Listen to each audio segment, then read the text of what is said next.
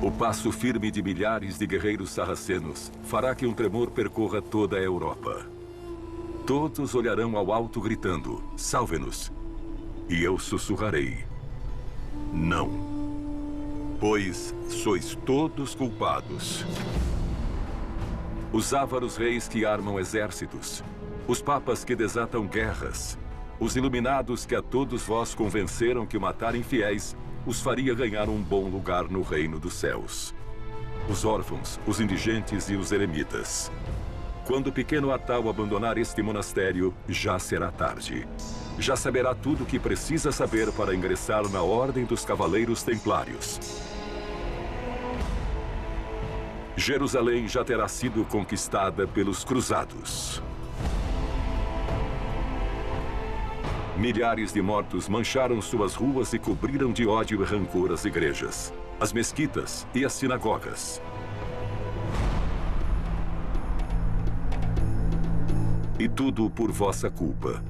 Por vossa culpa. Por vossa máxima culpa.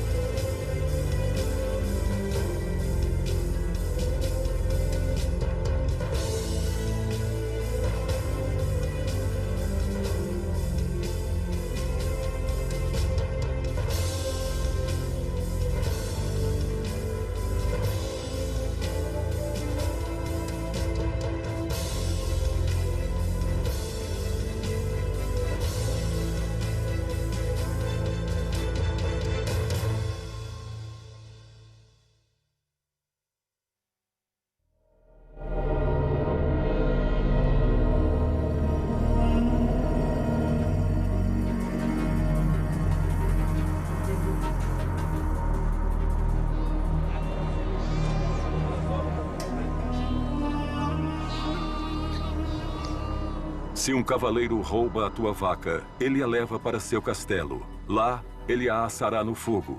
E na mesma noite celebra um suculento banquete, enquanto tu esqueça a tua vaca. Mas se roubam a tua terra, ela continuará aí. Não pode ser levada. Você sempre a estará vendo e não poderá esquecê-la. Ano da Graça de 1118. Os cristãos governam Jerusalém. A Ordem do Templo nasceu em uma época de fé exacerbada por toda a Europa.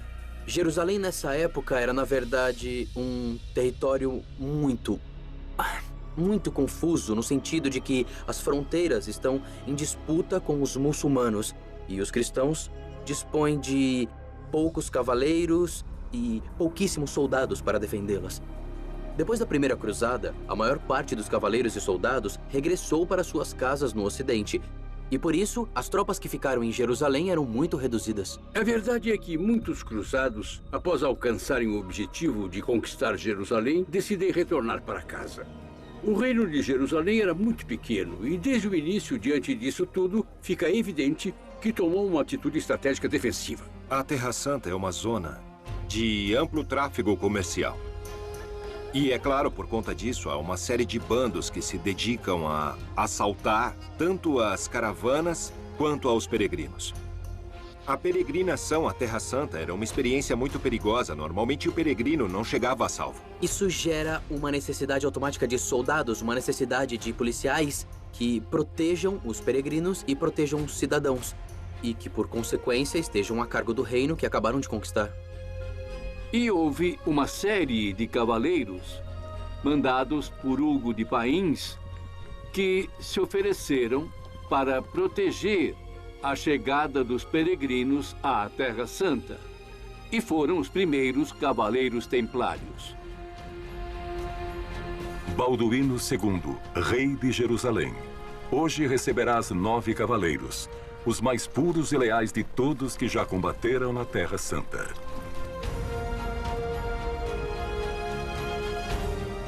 9 cavaleiros que não recorrem a ti em busca de algum título ou novas oportunidades. 9 dos poucos que escolheram ficar para defender teu novo reino. Talvez suas roupas não sejam as mais apropriadas para se apresentarem a um rei. Estão sujas e desgastadas, mas observe suas armas. Se queres continuar sentado nesse trono, vai precisar de homens que saibam para que serve uma espada.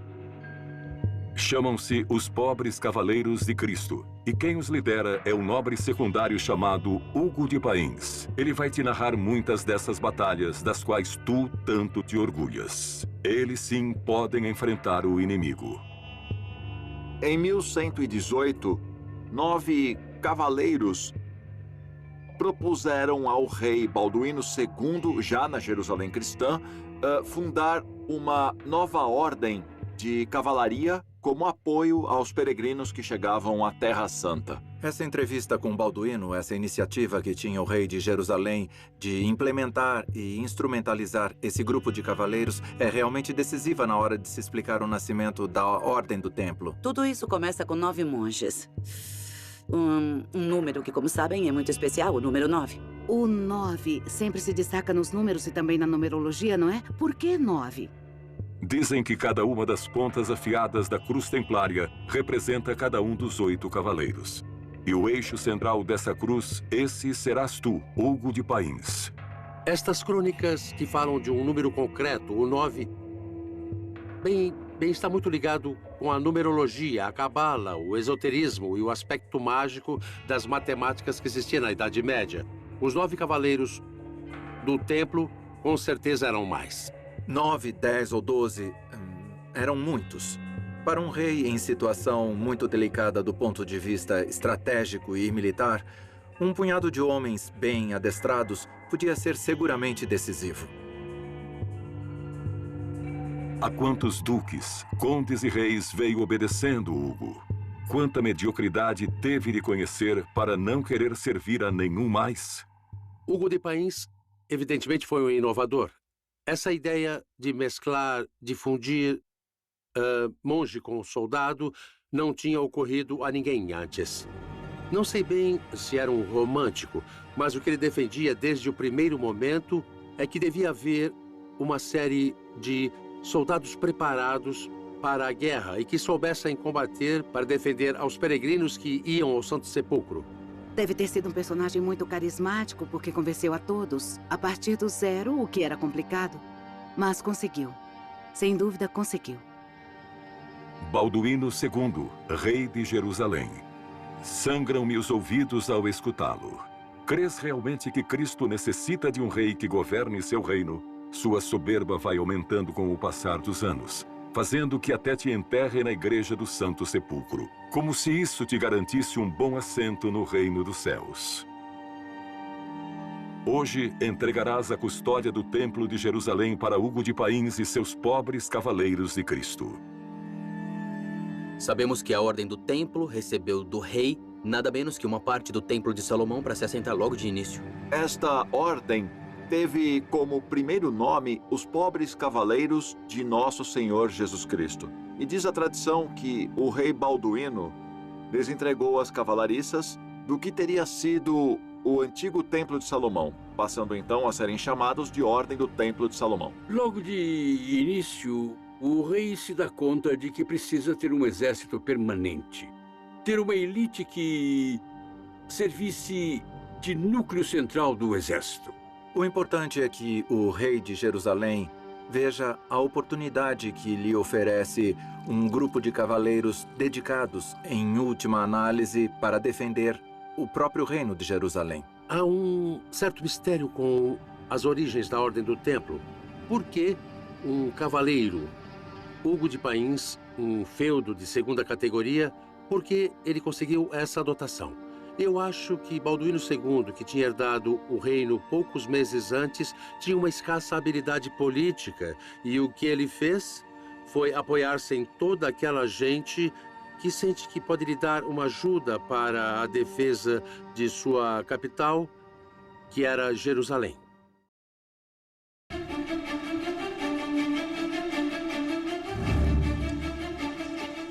O templo construído por Salomão foi profanado tantas vezes que no dia em que tu, Hugo, e teus cavaleiros entrarem nele, só acharão ruínas. Mas o templo já não existia. O templo de Jerusalém foi arrasado. Aquele não era mais o mesmo templo, o templo de Salomão. Era o quarto templo que os judeus, os hebreus, construíram em Jerusalém. O templo de Herodes, o Grande. Este será vosso templo. Aqui permanecerão 9 anos, os primeiros 9 anos dos primeiros 9 templários. E nesses 9 anos, foi que disparou a imaginação e se acredita que encontraram a arca, a lança dos longinos. Tem muitas teorias sobre o que fizeram os 9 cavaleiros templários durante 9 anos no templo. Mas na verdade isso é um enigma. O que teriam feito os templários durante tanto tempo? Provavelmente seus 9 fundadores que ficaram 9 anos sem proteger a ninguém, porque não protegeram ninguém, embora fosse sua missão, fizeram algo além de rezar naqueles 9 anos em Jerusalém. Como não sabemos o que fizeram ou deixaram de fazer, tampouco sabemos se encontraram ou não algo valioso, tudo o que se diz é evidentemente pura especulação. Sobre os primeiros anos do templo, há poucos dados. E, na verdade, o que existe é realmente controverso, confuso, além de discutível. O que fazem os primeiros templários durante esses anos não tinha uma regra, não tinham nem sequer um hábito. Se dermos crédito a certas crônicas, não tinham nem roupas para se vestir.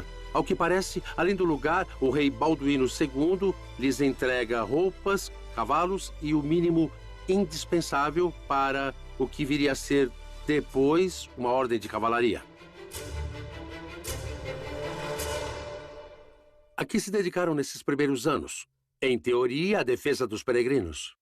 Mas, na realidade, os 10 primeiros anos foram um fracasso monumental. Não conseguiram nada. Não conseguiram crescer, não conseguiram novos adeptos para a ordem. Não havia uma forma regulamentada para que se fizesse um cavaleiro.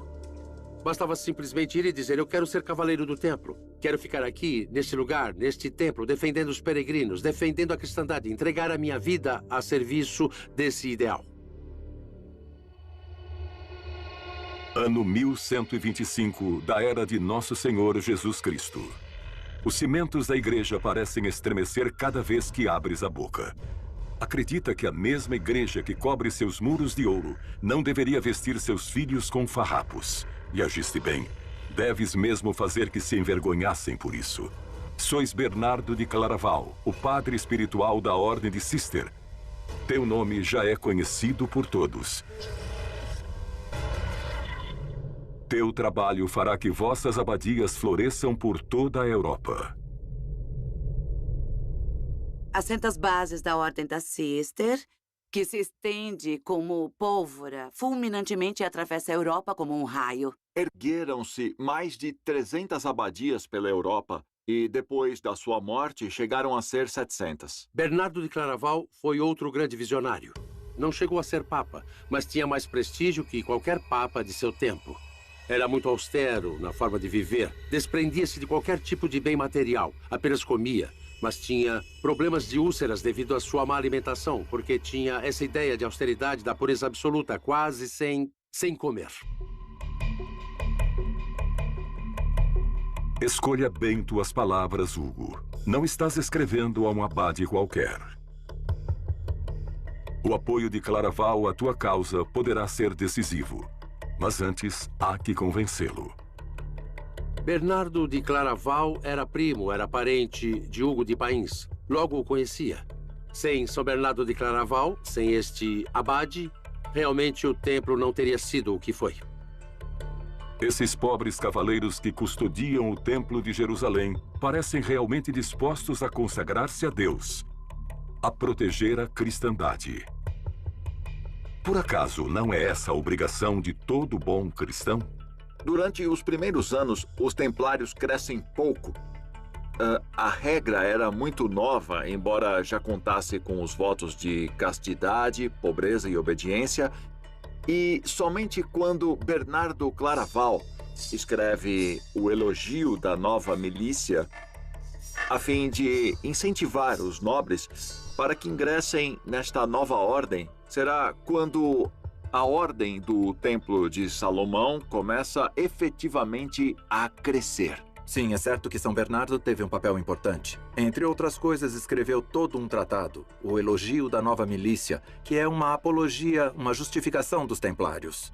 De onde se diz que os cavaleiros templários são os mais puros, os mais perfeitos, que era isso que se deveria fazer, que seria esse caminho que todo bom cristão deveria seguir. foi o primeiro a assentar as bases em uma longa carta, em que expõe por que era necessário que os monges se convertessem em guerreiros, tomassem da espada e pudessem matar. São Bernardo e, portanto, Hugo consideravam a Ordem do Templo como um corpo de eleitos, pessoas entregues a Cristo, entregues a Deus, que deviam empunhar armas, que não tinham medo, que eram autênticos fiadores da fé de Cristo. Eram seus depositários, eram nada menos que guerreiros dispostos a entregar suas vidas, a se tornarem mártires pela fé. Vista teu corpo com a armadura de aço e teu espírito com a couraça da fé. Esse é o verdadeiro valente. Esse livro de Bernardo Claraval, O Elogio da Nova Cavalaria Templária, é realmente o texto que abre as portas. Para que uma ordem desse tipo funcione, é preciso uma regra, é preciso disciplina, é preciso uma organização. Bernardo Claraval sabia que os templários não tinham essa regra, que apenas tinham uma ideia, que constituiriam ali uma série de cavaleiros que querem ter um lugar em comum e uma vida em comum. Vê o objetivo perfeito. Ele, que era um cistercense, que conhecia muito bem a organização de uma comunidade, sabe que para que o mosteiro funcione, tudo tem que estar em ordem.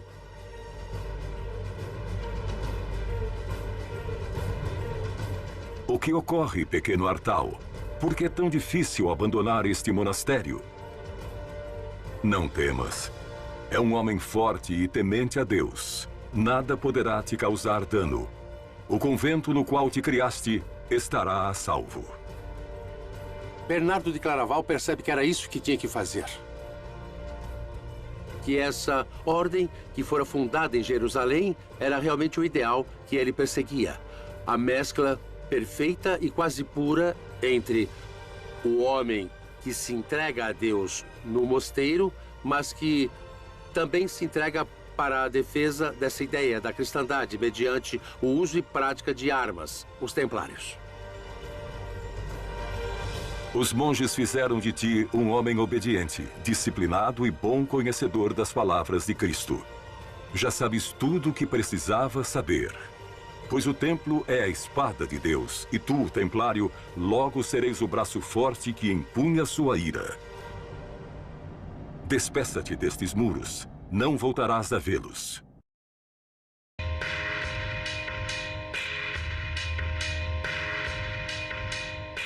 Malditos cristãos, não entenderam nada. Realmente acreditaram que o Islã permaneceria recolhido? Ainda conservas 4 reinos na Terra Santa, mas logo todas as fronteiras serão atacadas sem compaixão. Quanto mais forte gritar invocando uma nova guerra santa, mais forte será o eco que lhes responderá: Jihad. Jihad significa esforço. O esforço, não é? Pode ser um esforço de tipo militar. É uma forma de guerra santa. A Jihad divide-se em 2 tipos, a Jihad maior e a menor. A maior é a principal e mais importante. É o esforço pela comunidade. É a vida dedicada ao trabalho e ao acompanhamento correto dos ideais muçulmanos. A menor, mas não menos importante, é a que se dedica à guerra, à expansão da fé. E é esta que, por desgraça, impera hoje em dia dentro do conceito da Jihad. Os infiéis, eles não acreditam. Alá vedou seus corações e ouvidos, e terão um castigo terrível. Duas religiões que pertencem ao mesmo tronco monoteísta e que, sem dúvidas, estão patrocinando um enfrentamento que, no final das contas, é o enfrentamento pelo Mediterrâneo. Quando perguntaram ao mensageiro de Alá qual é a melhor jihad, ele respondeu: a melhor jihad é aquela na qual o teu cavalo foi degolado e teu sangue derramado. É muito difícil, mas temos que evitar classificar os personagens em bons ou maus, porque isso implica em juízo de valores e implica em introduzir um elemento de juízo de moral. Nós, historiadores, não somos juízes, não temos que decidir quem é bom e quem é mau. Temos que explicar uma realidade.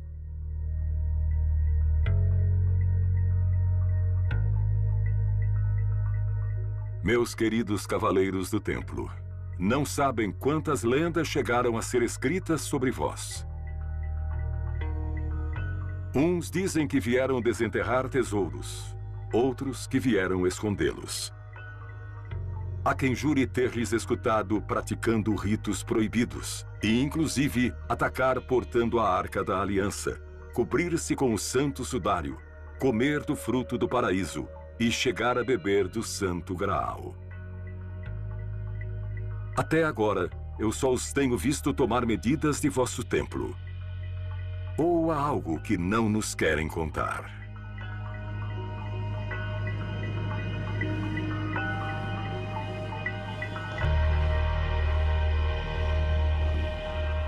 São Bernardo de Claraval incentiva uma missão que hoje não sabemos exatamente qual seria, mas sabe-se que existia sim um interesse em conhecer algo do cristianismo primitivo. É verdade que houve um intercâmbio de documentos entre Bernardo de Claraval e os 9 fundadores da Terra Santa, no que parece que de fato encontraram objetos sagrados. Conhecimentos, talvez manuscritos antigos, algo mais do que se sabia até hoje. O mais provável, pelo que se deduz da documentação de Claraval, é que encontraram documentos. Documentos ou a Arca da Aliança, que também parece ser mencionada, mas basicamente documentos. Fizeram traduções e nessa documentação havia coisas que para eles eram importantes, que nunca se saberá. A Ordem do Templo, sendo uma ordem que surge no seio da Igreja Católica, é uma ordem que tem certos aspectos da sua vivência, da sua prática, tem vestígios do cristianismo de outras origens, que não exclusivamente católicos. Por exemplo, a ideia de que Jesus tinha um irmão gêmeo é uma ideia que está na Bíblia. Há uma passagem na qual se faz referência a Tomé, e esse Tomé é qualificado como Dimos. Dimos é a palavra grega para irmão gêmeo. O templo tinha segredos como esse, segredos evidentemente perigosos, não é? Certamente o templo os detinha. É bonito, não é? Porque sem o saber sempre poderemos imaginar o que quisermos, e isso é bom, é fantástico. Sempre poderemos ter essa porta, essa janela aberta para crer no que quisermos, escrever os livros que quisermos, imaginando o que quisermos, porque realmente nunca se poderá saber.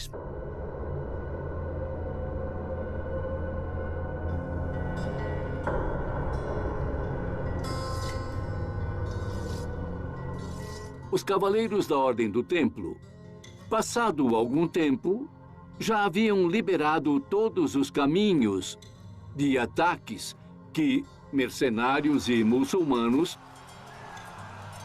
perpetravam contra os felizes que iam à Terra Santa e que queriam pisar o mesmo solo que Jesus Cristo pisou. Os peregrinos que voltavam contavam histórias sobre a valentia desses cavaleiros que tinham jurado ser pobres, que tinham jurado fidelidade a Deus, que tinham jurado silêncio e que tinham jurado não ter relações com mulheres. Eram considerados santos. Esta lenda percorreu a Europa e não houve filho de nobres que não se oferecesse para ir à Terra Santa.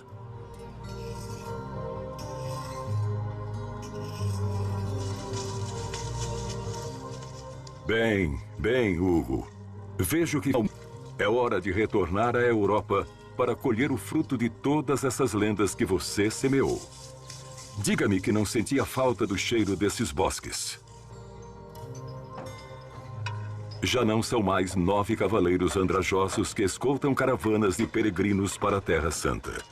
Você plantou muitas e muito boas amizades entre os poderosos. Bernardo de Claraval se desfez em elogios de tua milícia.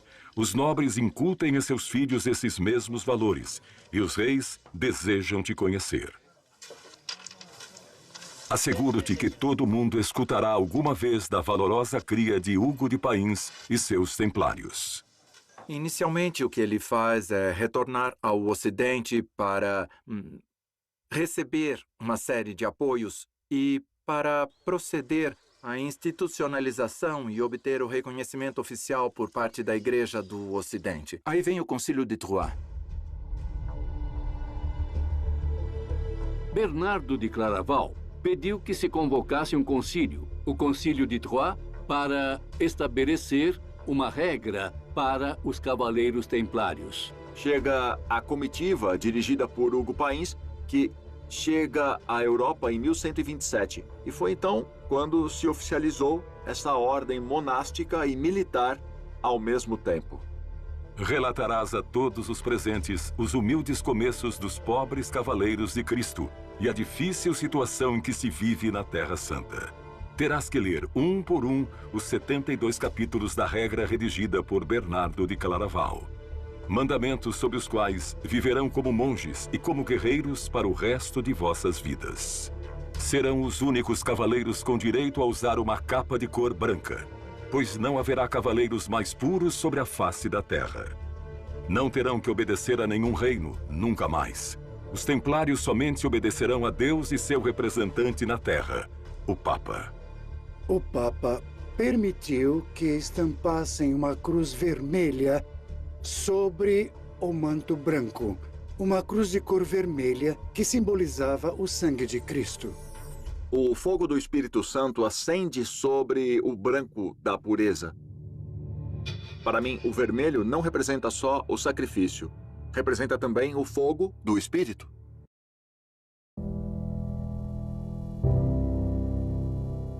Capítulo 22 da Regra do Templo. Os cavaleiros usam sempre hábitos brancos, que não está permitido a ninguém mais senão os nomes dos cavaleiros de Jesus Cristo. Capítulo 25. Aquele que quiser ter o melhor, terá o pior.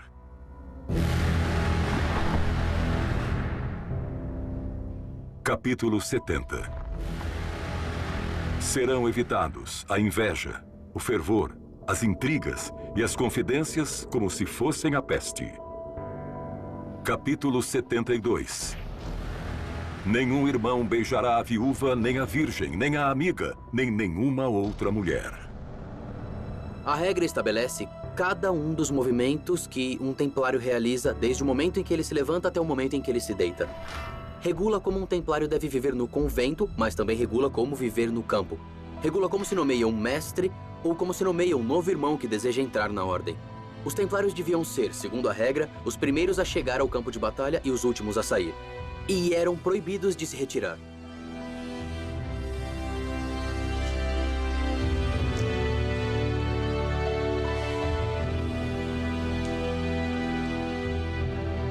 Veneráveis irmãos, haveis dito adeus eterno ao mundo. Não temam a aproximação do combate e estejam prontos para receber a coroa de mártir. Tomarei o cálice da salvação e imitarei em minha morte aquela de nosso Senhor, porque Cristo deu sua vida por mim, e eu estou preparado para dar minha vida por ele.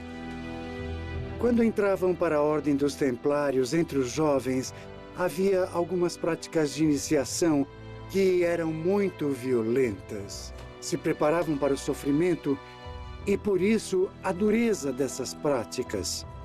O templário é um soldado. E o templário tem que estar preparado para receber treinamento de soldado, ou seja, para a guerra. E na guerra se mata ou se morre, é claro. Tem de estar preparado para matar e tem que estar preparado para situações realmente, tremendamente cruéis, inclusive criminais. O passo firme de milhares de guerreiros sarracenos fará que um tremor percorra toda a Europa. Todos olharão ao alto gritando, salve-nos. E eu sussurrarei, não. Pois sois todos culpados. Os ávaros reis que armam exércitos, os papas que desatam guerras,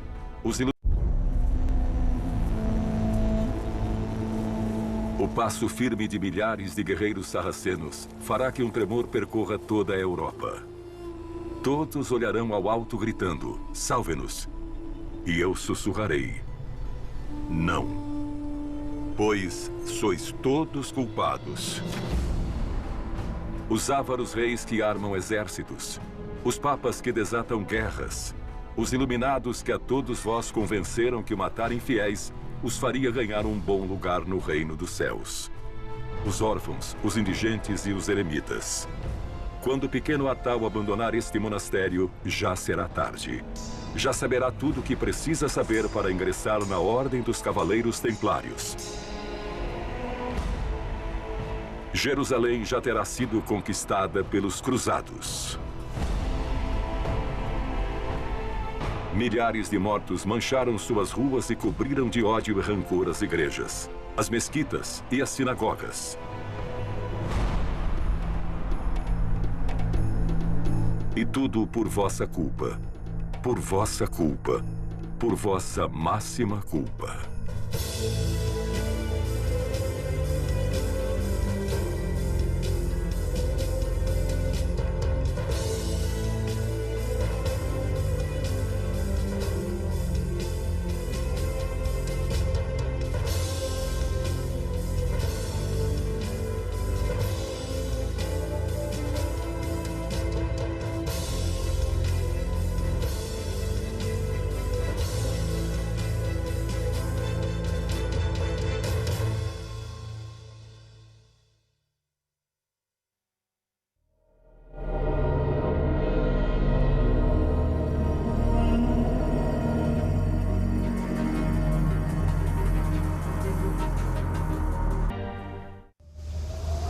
Ano 1128 da Era de Nosso Senhor.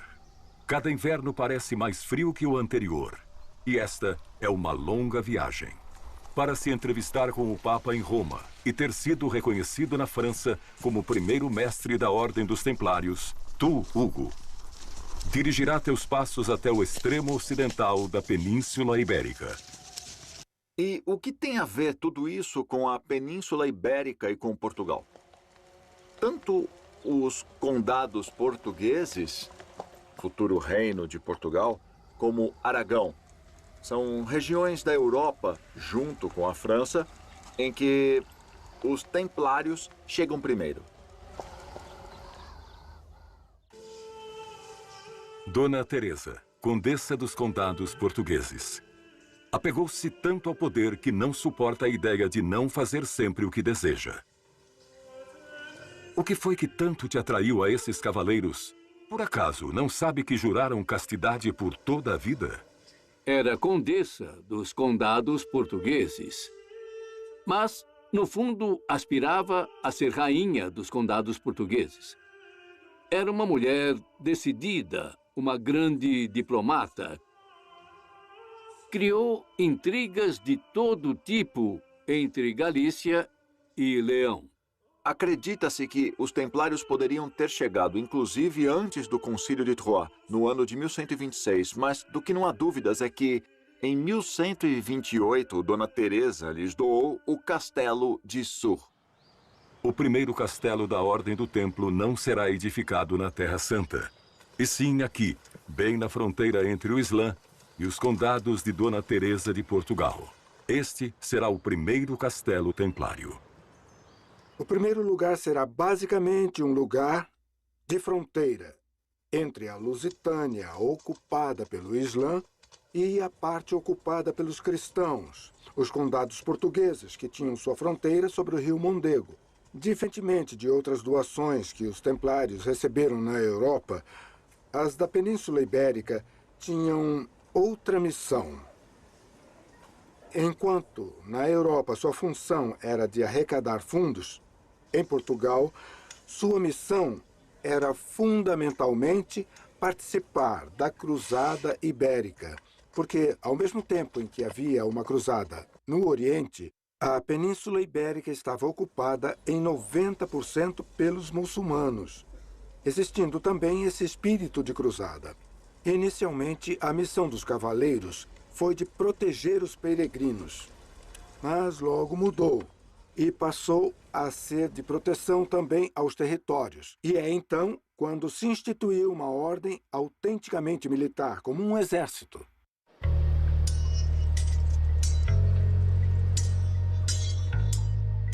No decorrer dos anos de 1128 e 1129, os diversos reinos europeus já podiam organizar um pequeno exército. Já não eram mais grupos de 10, 15 ou 20 cavaleiros que não tinham possibilidades econômicas, que quase nem tinham cavalos.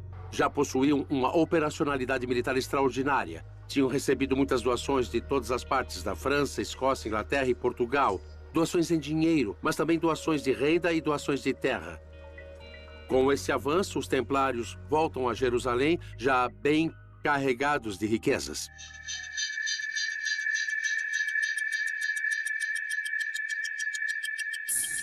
Por que não come, Bernardo? Suponho que esteja pregando como exemplo. Essa austeridade extrema que promove acabará te matando. Devias cuidar-se um pouco mais.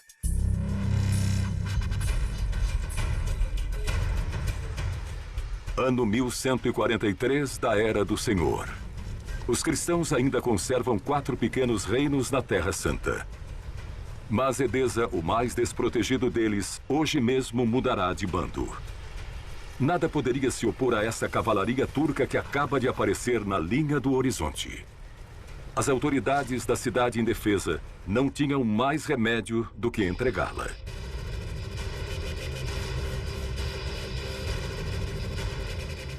Assim que se soube da notícia em Roma, o Papa Eugênio III pede ajuda a todos os reis da cristandade. E tu, Bernardo Claraval, será o encarregado de levar a cabo essa divina missão: pregar a segunda das cruzadas. Sabe como te chamam as más línguas? Boca de mel, porque não há ninguém sobre a face da terra que não sejas capaz de convencer. Também o chamavam de o doutor meloso, relacionado com as abelhas, como se ele pudesse emitir mel cada vez que falava. Bernardo de Claraval tem uma capacidade para retórica e para eloquência em discursos realmente magnífica. Profere inúmeros discursos inflamados. Abri meus lábios e falei. Desventurados os que não ensanguentaram suas espadas. E nesse momento se multiplicaram os cruzados. Cidades e castelos ficaram vazios. Dificilmente se encontra um homem para cada 7 mulheres. A Europa ficou cheia de aldeias com viúvas ainda em vida. Estas serão tuas palavras, Bernardo, não as de Deus. És tu quem os envia para cavarem suas próprias sepulturas. Todas essas almas, cheias do mel de tuas palavras, gritam: dá-me uma espada. Não deixa de ser um homem que se acredita dotado de uma grande capacidade messiânica. Capacidade essa que exala em todos e cada um de seus discursos, que mais do que discursos são verdadeiras exortações para convencer as pessoas de que precisam cumprir o preceito fundamental que é a defesa da cristandade. 2 exércitos gigantescos com mais de 70 mil homens cruzaram a Europa e se reuniram em Jerusalém. Não fizeram essa longa viagem para se conformar atacando cidades pequenas. E o rei Balduíno e seus temíveis cavaleiros templários logo os convencerão de que juntos poderiam ir até Damasco e conquistá-la. A capital síria seria um excelente butim. Mas Damasco já os aguardava. As hostes do Islã já sabem como vencer os cruzados e voltarão a fazê-lo mais uma vez. Depois de 30 dias de combate, de se retirar com o rabo entre as pernas. A segunda das muitas cruzadas que estavam por vir será um completo desastre para a cristandade.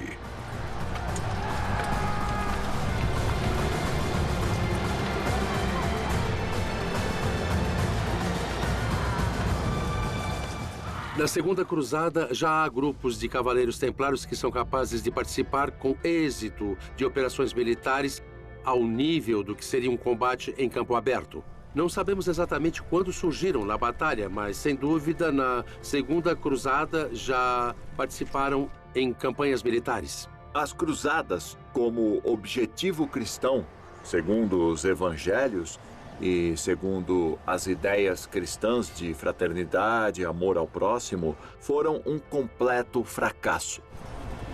Mais tarde, o próprio Bernardo de Claraval aceitou o fracasso da Segunda Cruzada, dizendo que não foi culpa de Deus, mas sim dos homens que não souberam manter os valores cristãos. Ingratos. Culparam a você por essa dolorosa derrota. Esse será o teu fim, Bernardo. prostrado na cama, débil e esquecido. Faz tempo que não retens a comida e tuas pernas estão inchadas. São Bernardo de Claraval não era um qualquer e sua ordem não era qualquer ordem. Marcou os séculos fundamentais da história em toda a Europa.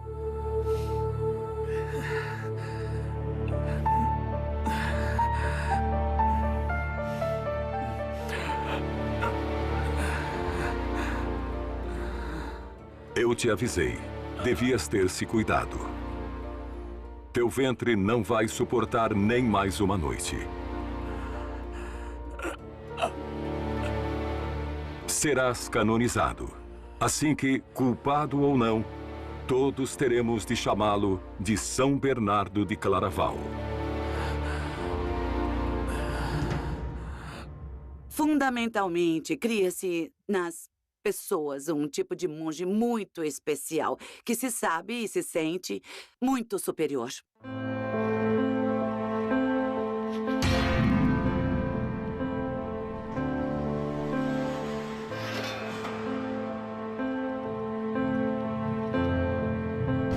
Quando Bernardo de Claraval disse que são cavaleiros e também monges místicos e que realizam um duplo combate, um combate contra os infiéis, contra os inimigos da Europa e da cristandade, e um combate contra os inimigos invisíveis, o combate contra um demônio interior. É muito importante saber que os templários tinham um ideal que não era só de guerra física, e sim que havia um ideal com objetivos espirituais.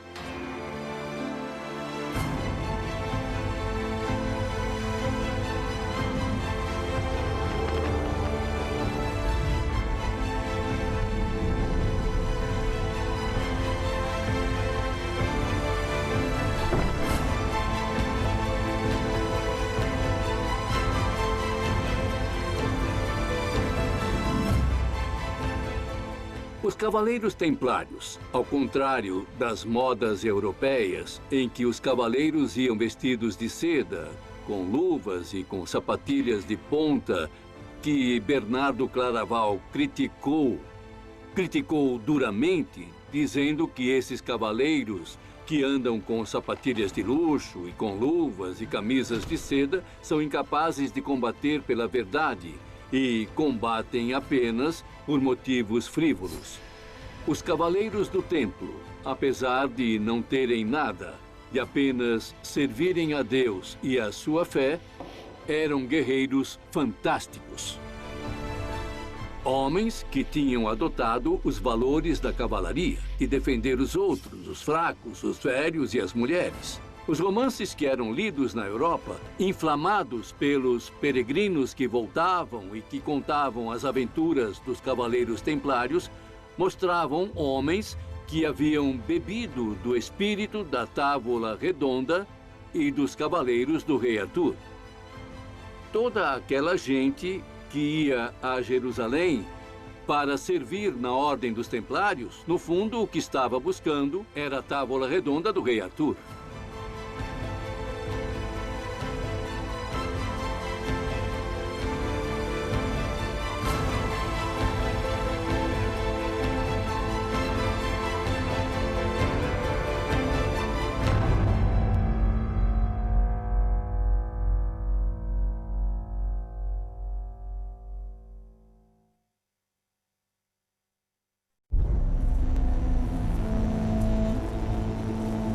O passo firme de milhares de guerreiros sarracenos fará que um tremor percorra toda a Europa.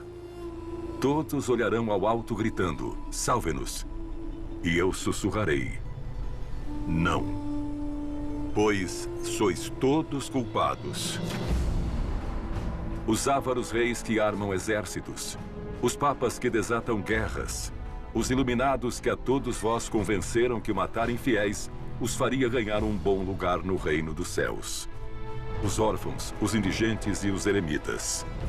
Quando o pequeno Atal abandonar este monastério, já será tarde.